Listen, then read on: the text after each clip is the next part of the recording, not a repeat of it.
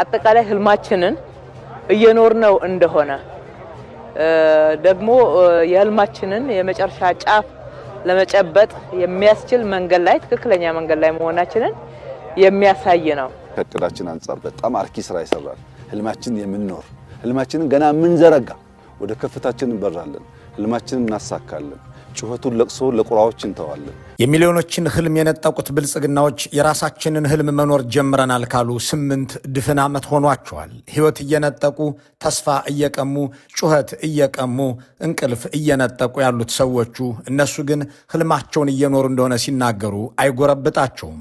ልጅ የቀማናት እናት አካል የነጠቅነው ወጣት ያደህየነው ባለሀብት ምን ይለናል አይሉም። እነሱ ብቻ በሚመላለሱበት ሪዞርት ደጃፍ ላይ ቆመው በ1.5 ትሪሊዮን ብር በሚያስገነቡት ቤተ መንግስት ግቢ ሆነው ህልማችንን እየኖርን ነው ሲሉ ሚሊዮኖችን አፈናቅለው ሚሊዮኖችን ገድለው ሚሊዮናትን ከትምህርት ቤት ያስቀሩ አይመስሉም። የነሱን ነፍስ ገዳይነት የተባበሩት መንግስታት የሰነደው ጅምላ ፈጅ ናቸው ብሎ የጻፈባቸው የዓለም ሚዲያ የሚያስተጋባው የአገር ዜጋ የተናገረው ብቻ ሳይሆን በዘፈንም ሙዚቃና ግጥም ሆኖ የሚቀርብ መሆኑ ቢታወቅም እነሱ ግን ቁራ ናችሁ ማለትን መርጠዋል። 8 ዓመት ሙሉ እንደ ቁራ የጮሁት ለ8 ዓመትም አንድም ጦርነት አሸንፈው የሚያውቁ ግን 8 ዓመት ሙሉ እልፍ ውጊያ ያካሄዱ ደጋግመው አታሸንፉንም እያሉ የሚጮሁ የሚዙቱ ጮሃዮች እነሱ ቢሆኑም እኛ ንስር ነን ባይ ናቸው። በእርግጥ ልክ ናችሁ። ለዕለት ጉርሱ ሲል በጭካኔ ሌሎች እንስሳትን እየገደለ እንደሚበላው ንስር ናችሁ። ታናሽ ወንድሙን ሳይቀር ምግብ በመከልከል እንደሚገድለው ጨካኝ ንስር ናችሁ።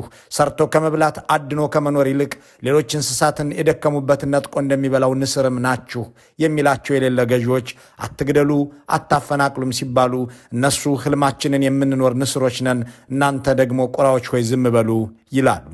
ህዝብንና አገርን ቅዠት ውስጥ የከተቱት ሰዎች ህልማችንን እንኖርበት ተውን ሲሉ የምራቸውን ነው። ከዚች ስልጣን በፊት በጠኔና በድህነት ይማቀቁ እንደነበር የተናገሩት ሰዎቹ በአገር ሀብትና ሹመት ላይ ሲሆኑ ከብረዋልና አትናገሩን ሲሉ እየቀለዱ አይደለም። ድህነት አቆራምዷቸው የዕለት ጉርስ አንሷቸው የዓመት ልብስ ቸግሯቸው ያደጉ መሆናቸውን አንሶላና ብርድ ልብስ ሳይቀር በምናብ እየለበሱ ያደጉ እንደነበሩም የተናገሩት ሰዎቹ ህልማችንን እንኑርበት አትቀስቅሱን ሲሉ ለማስመሰል አይደለም። ህልማቸው ንጉሥ መሆን የነበረ ሰዎች የህዝብን ህልምና ተስፋ ወደ ቅዠት ቀይረው ስለነሱ መደላድልና ምቾት ሲያወሩ ቅር የማይላቸውም በትክክል ህልማቸው እንዲያ ስለሆነ ነው። ህይወታቸውን ካጣ የነጣ ድህነት ወደ ትላልቅ የኩባንያ ባለቤትነት የቀየረላቸውን ንግስና የያዙ ሰዎች በአንድ ትዕዛዝ ትሪሊዮን ብሮችን አውጥተው ያሻቸውን ማድረግ የሚችሉበትን እድል ያገኙ ሰዎች ህልማችንን እየኖርን ነው ቢሉ ልክ ናቸው። ሚሊዮኖችን ህልማቸውን ራዕይ አልባ፣ አገር አልባ፣ ወላጅ አልባ፣ ልጅ አልባ፣ ቤት አልባ፣ ጤና አልባና ባይተዋር ያደረጉ ህልመኞች ስለ ግል ጥቅምና ክብራቸው አንስተው ህልማችንን እየኖርን ነው ቢሉ እውነት አላቸው። ለእነሱ ህልም ከዓመታት በፊት ይኖሩበት የነበረውን የኪራይ ቤት ትቶ በተንጣለለ የመንግስት ቪላ ውስጥ መግባት ነው። ሚሊዮኖችን እያፈናቀሉ በቢሊዮን ዶላሮች ቤተ መንግስት ማነጽ ነው። በህልማቸው ይነዱት የነበረውን መኪና እውን ማድረግ ነው። ይህንን ሁሉ ሲያደርጉም በእርግጥ ህልማቸውን እየኖሩ ናቸው። ወደ ኃላፊነት ከመምጣቴ በፊት የኪራይ ቤት ውስጥ ነበር የምኖረው። ቤት ተከራይቼ ነበር የምኖረው። ጀሞ አካባቢ ያሉ ነዋሪዎች ያውቁኛል። 3 ዓመት በላይ አንድ ኮንዶሚኒየም ቤት ተከራይቼ ኖር ያለውኝና መከራየትንም ቤት መቸገርንም አውቀዋለሁ አዲስ አበባ ውስጥ ማለት ነው። በእርግጥም ሰዎቹ የሚኖሩት ህልማቸውን ነው። እነሱ ከኪራይ ቤት ወጥቶ ለመኖር ያላቸውን ህልም ሰርተው ጥረውና ግረው ሊያደርጉት እንደማይችሉ አሳምረው ያውቃሉ። እናም ተሿሹመው በአገርና ህዝብ ስልጣን ላይ ሆነው አሳክተውታል። ልጆቻቸውን በዱባይና በአሜሪካ ያስተምራሉ። የትዳር አጋሮቻቸውንና የቅርብ ዘመዳቸውን ባለአክሲዮን አድርገው በመካከለኛው ምስራቅ ያሰማራሉ። ከኪራይ ቤት ተላቅቄያለሁ የሚሉት እነ አዳነች አቤቤ ለእነሱና ለቤተሰባቸው ምቾትን ሲያደላድሉ ከመሃል አዲስ አበባ 100 ሺዎችን ይነቅላሉ። መሃል ገቡና አቆሙን ከዳር ተብሎ ሲዘፈንባቸው ነውራቸውን ለትውልድ እንዲተላለፍ ሆኖ ሲነገርባቸው ደግሞ ቁራዎች ጮሁብን ብለው ሊነጫነጩ ብቅ ይላሉ። ከንቲባ አዳነች ህልማቸውን አሳክተው በመንግስት ቪላ ውስጥ ሲኖሩ በሺህ የሚቆጠሩ አዲስ አበቤዎች ደግሞ በልማት ሰበብ ተነስተው በተፈናቃይ ካምፕ ውስጥ እንዲቀመጡ ተወስኗል። ትውልድ ለማነጽ የተገነቡ የአዲስ አበባ ትምህርት ቤቶችም የመሪዎቹ ህልም ይሳካ ዘንድ የተፈናቀሉ ሰዎችን እንዲያስጠልሉ ተደርገዋል። ነገስታት ህልማቸውን ይፈቱ ዘንድ በ1.5 ትሪሊዮን ብር ቤተ መንግስት ይታነጻል ስለተባለ የአዲስ አበባ ነዋሪ ከጉራራ ጎራ እስከ የካ ተራራ ከቤላ እስከ መገናኛ ነዋሪዎች ለዓመታት ከኖሩበት ቤት ይፈናቀላሉ፣ ይነቀላሉ። ገዢዎች ይህንን ሲያዩም እንግዲህ ህልማችንን እየኖርን ነው ይላሉ። ቂጣ በጎመን እየበላን ያደግን ድሃዎች ነን ይሉ እንዳልነበር ዛሬ በሀብት ማማ ላይ ተቀምጠዋል። አልጋ ላይ ተኝቼ የማላውቅ የድሃ ልጅ ነኝ ይሉ የነበሩ ሰዎች ዛሬ ንግስና በወርቅ የተለበጠ መነጽር አጥልቀው በ1.2 ትሪሊዮን ብር ቤተ መንግስት የሚያስገነቡ 15 ቢሊዮን ዶላር ካፒታል አለኝ የሚል ኦቪድ የተባለ ድርጅት ባለቤት እንዲሆኑ አድርጓቸዋል። እዚህ ከፊታችሁ ቆሞ እጣ የወደቀበት ሰውዬ እስከ 7ኛ ክፍል ድረስ አንድም ቀን አልጋ ላይ ተኝቶ የማያውቅ በመደብ ላይ ያደገ የድሃ ልጅ ነው። እኔ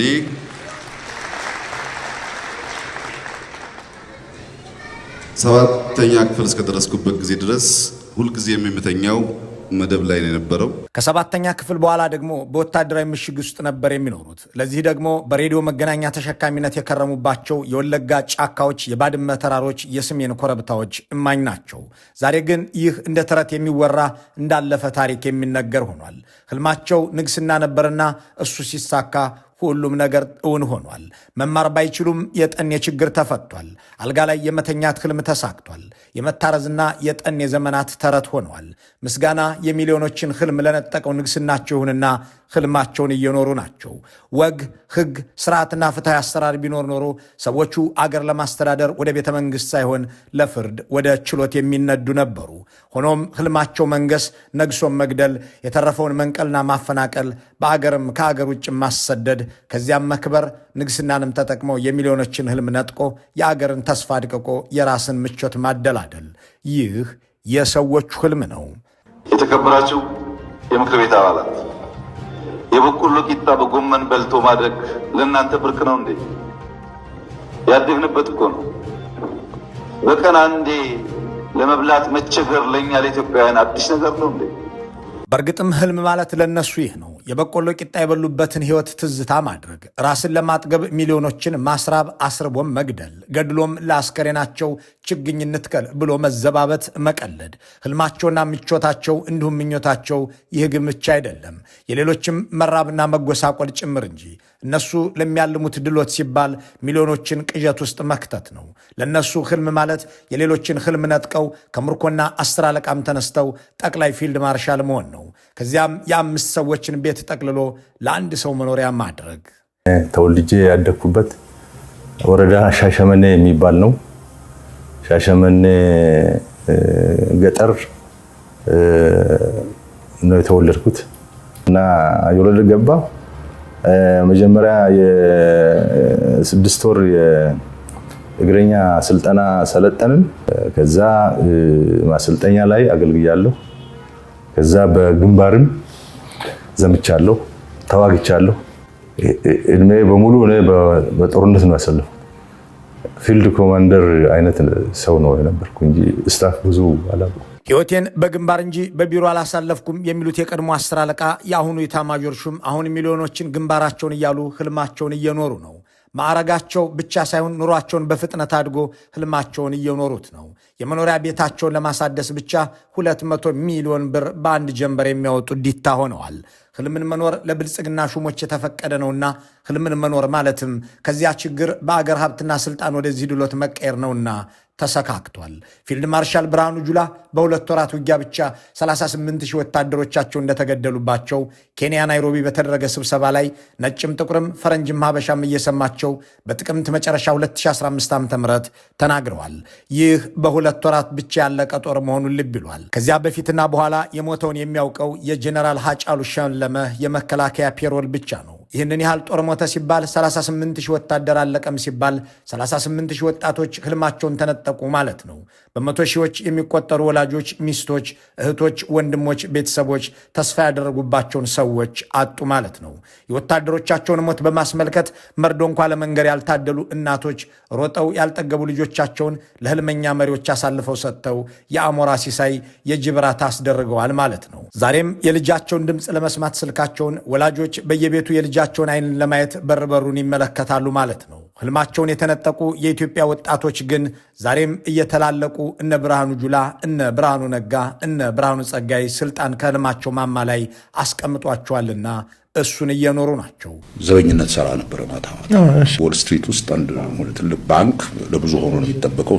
አንዱ ዋን ኦፍ ዘ ሴኩሪቲ ጋርድስ በቃ ለመኖሪያ ማታ ሌሊት ነው የምሰራው። ከ11 እስከ 7 ነው ማታ ከ5 ሰዓት እስከ ቀኑ ጠዋቱ 1 ሰዓት።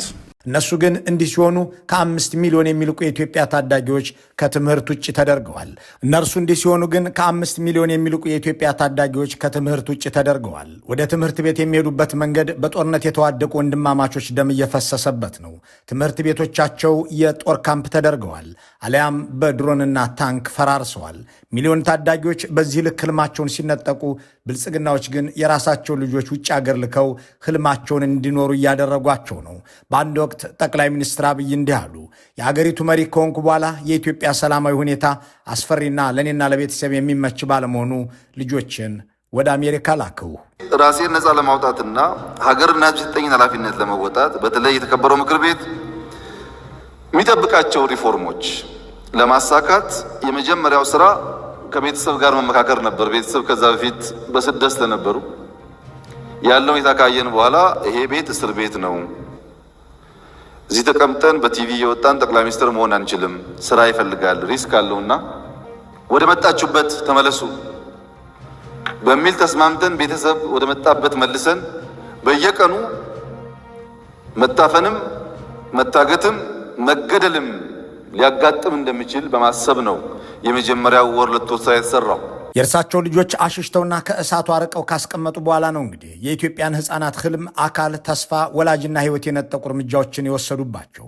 የእሳቸው ልጆች በቅንጡ ህይወት ውስጥ እንዲቀጥሉ አድርገው ሚሊዮኖችን ከትምህርት አቆራርጠው እሳቸው አውሮፕላናችን እየበረረች ነው ይላሉ። ሚሊዮናትን ለአሞራ ሲሳይ ዳርገው ንስር ነኝም ሲሉ ይደመጣሉ። እናም እንደነሱ ልጆች ህልማቸውን መኖርና መማር ማደግና ማማር የሚፈልጉ ሚሊዮን ሕፃናት አባታቸው በሚመሩት መንግስት ስቃይ ውስጥ ናቸው። ይህንን ሁሉ ያደረጉ የዘመን ገዢዎች ህልማችንን እየኖርን ነው ሲሉ ይህንን ማለታቸው ነው። ሲጋቡ ፍራሽ ያልነበራቸው ሰዎች መሆናቸውን እየጠቀሱ ትዳራቸው ፍራሽ እንኳን ያልነበረው ድሃም እንደነበር እያነሱ ዛሬ የተድላና የተደላደለ ኑሮ መኖር ጀምረናል ሲሉ ይናገራሉ። ለነሱ ህልም ማለት ይህ ነው። በውትድርና ዓለም ውስጥ እኔና ባለቤቴ ስንገናኝ እኔ 100 አለቃ እሷ 10 አለቃ ነበረች። እሷም እዚህ ስላለች በእርግጠኝነት እነግራቸዋለሁ። እኔና ባለቤቴ ስንጋባ ፍራሽ አልነበረም። ሳር ወዝጉዘን አንሶላ በመሸፈን ነበር የምንተኛው። ብልጽግናዎች ህልማችንን እየኖርን ነው ሲሉ ከዚያ ጠንያም ኑሮ ተላቀናል እያሉ ነው። ሰርተው ተምረውና ራሳቸውን ለውጠው ግን አይደለም። ለመማር የሚያስችል የአካዳሚ ብቃት፣ ለመስራት የሚያስችል ጥሪት የላቸውም። ተሿሹመው ሌሎችን አደህይተው ሚሊዮኖችን አስርበው የሚሊዮኖችን ህልም ነጥቀው ግን ህልማቸውን እየኖሩ እንደሆነ ይናገራሉ።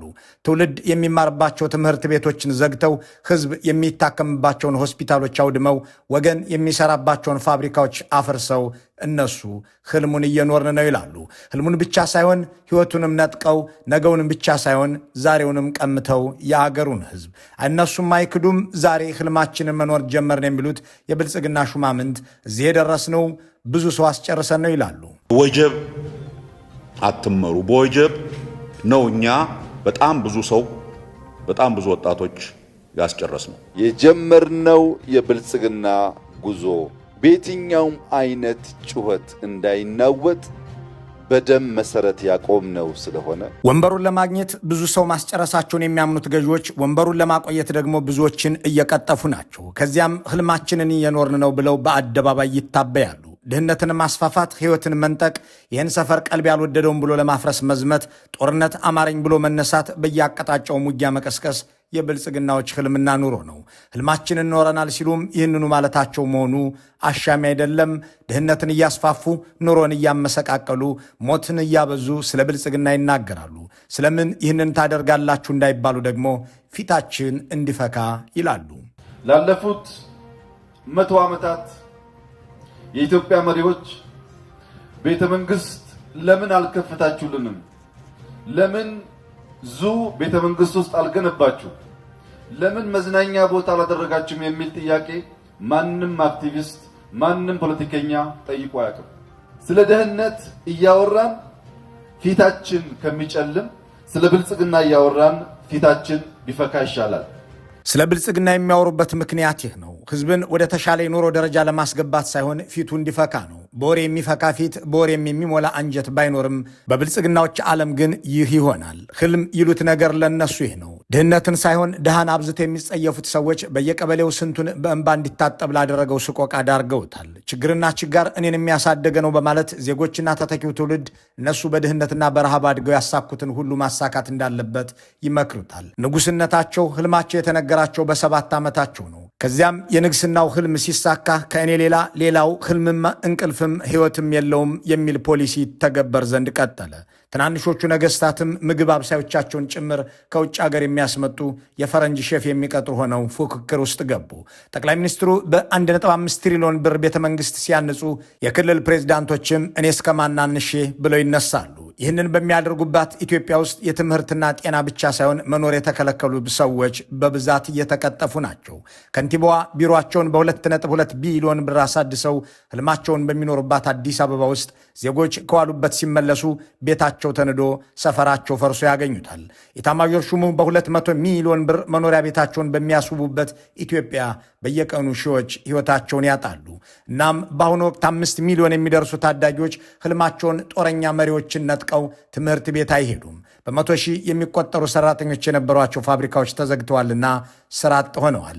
በ3 ዓመታት ውስጥ ብቻ 2 ሚሊዮን የሚደርስ ተማሪ የከፍተኛ ትምህርት ተቋማትን መግባት ተከልክሎ ባክኗል።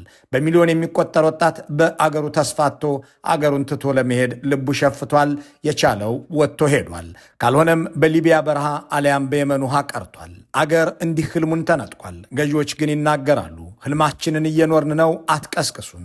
እንደ ንስርም እየበረርን ነው፣ አታስተጓጉሉን። እነሱ እየበረሩ እንደ ንስሩ ህዝብን ከላይ ወደ ታች እየከሰከሱም መሆናቸውን አይናገሩም። መልካሙን ሁሉ በመመኘት በዚሁ እንሰናበታለን።